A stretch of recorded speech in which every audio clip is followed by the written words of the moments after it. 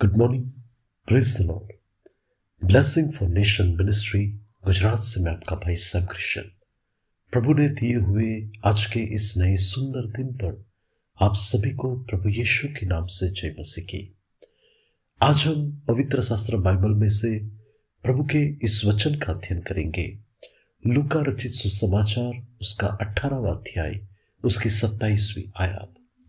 वहां पर लिखा है, जो बात मनुष्य के लिए असंभव है वो परमेश्वर के लिए संभव है।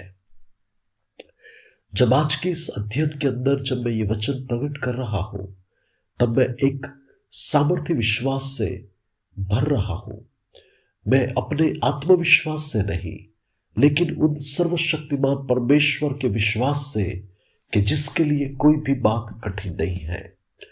इंसान के तौर पर देखा जाए तो हमारे पास एक लिमिटेशन है, लेकिन परमेश्वर के लिए कोई लिमिटेशन नहीं। वो सब कुछ कर सकते हैं, और इसीलिए तो प्रभु यीशु ने कहा कि इंसान के लिए जो बातें असंभव है वो परमेश्वर के लिए संभव है। मैं मानता हूं कि परमेश्वर के डिक्शनरी में कहां पर भी असंभव शब्द का इस्तेमाल नहीं किया जाता। जब परमेश्वर ने इब्राहिम को दर्शन दिया, तब प्रभु ने उससे कहा कि मैं सर्वशक्तिमान परमेश्वर हूं।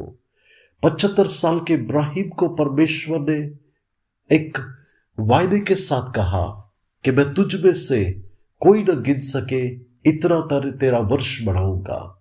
समय बीतता गया और इब्राहिम को भी लगा होगा कि सर्वशक्तिमान परमेश्वर ने दिए हुए वचन का क्या हुआ। मैं और मेरी पत्नी सारा तो बूढ़े हो चुके हैं और हमें परिणाम की कोई आशा नहीं दिख रही। लेकिन उत्पत्ति 15 और 2 में वो कहता है कि हे प्रभु यहोवा, तू मुझे क्या देगा? मैं तो निसंतान चला जाता हूं। मसीह में मेरे प्रिय भाई और बहन, आज इस ऑडियो संदेश को सुनने वाले में से क्या कोई ऐसा मनुष्य है जो आज अपने आप में कह रहा हो कि प्रभु आप मुझे कब परिणाम दोगे? मेरा समय तो ऐसे ही निकल रहा है, ऐसे ही बीत रहा है और बिना कोई परिणाम के जैसे कि साल गुजर रहा है। लेकिन आज मैं प्रभु का दास यीशु मसीह में आपसे कहना चाहता हूं कि निश्चय ही मेरा और आपका परमेश्वर आपको याद करेगा। आपके जीवन के अंदर वो उत्तम परिणाम देगा। जिस परमेश्वर ने 100 साल के इब्राहिम को और 90 साल की सारा को संतान की आशीष देकर अपना वचन उनके लिए पूरा किया, वो ही सर्वशक्तिमान परमेश्वर आपके लिए भी उसका वचन को वो पूरा करेगा।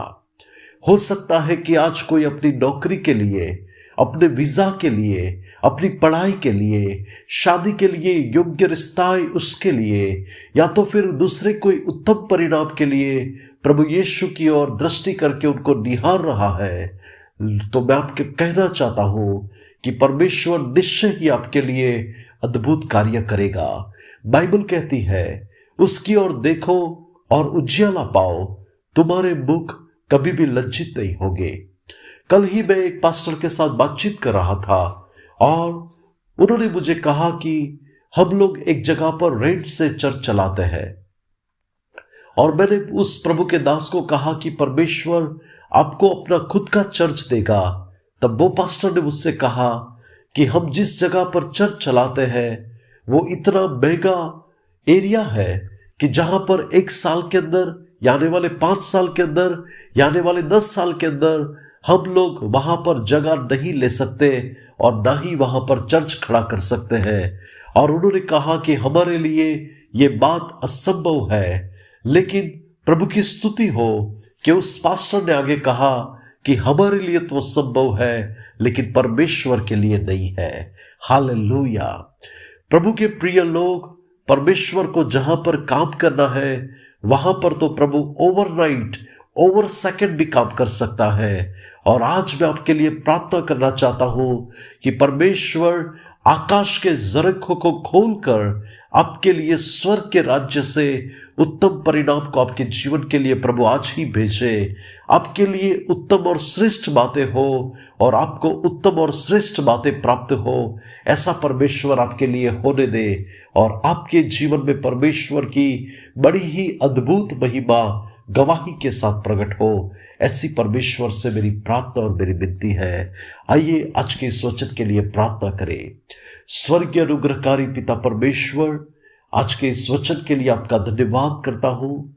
प्रभु, हम विश्वास करते हैं कि आपके लिए कोई भी बात कठिन नहीं है। आज यीशु मसीह के नाम से मेरी प्रार्थना है कि जो लोग आज अपने जीवन में जो परिणाम को लेकर आस लगाए बैठे हैं, आज आप उनके जीवन की परिस्थितियों को, परिणामों को बदल दीजिए परमेश्वर, और यीशु मसीह के नाम से उनके जीवन में मिरेकल करे लॉर्ड। आपकी आशीष उनके जीवन के ऊपर मैं मांग लेता हूं, और आप उन्हें अपने अनुग्रह से भरकर उनके जीवन में आप बड़ी गवाही को खड़ा करें। धन्यवाद के साथ इस प्रार्थना को प्रभु यीशु नासरी के नाम से मैं मांगता हूं, आमीन। May God bless you. Have a blessed day. Shalom.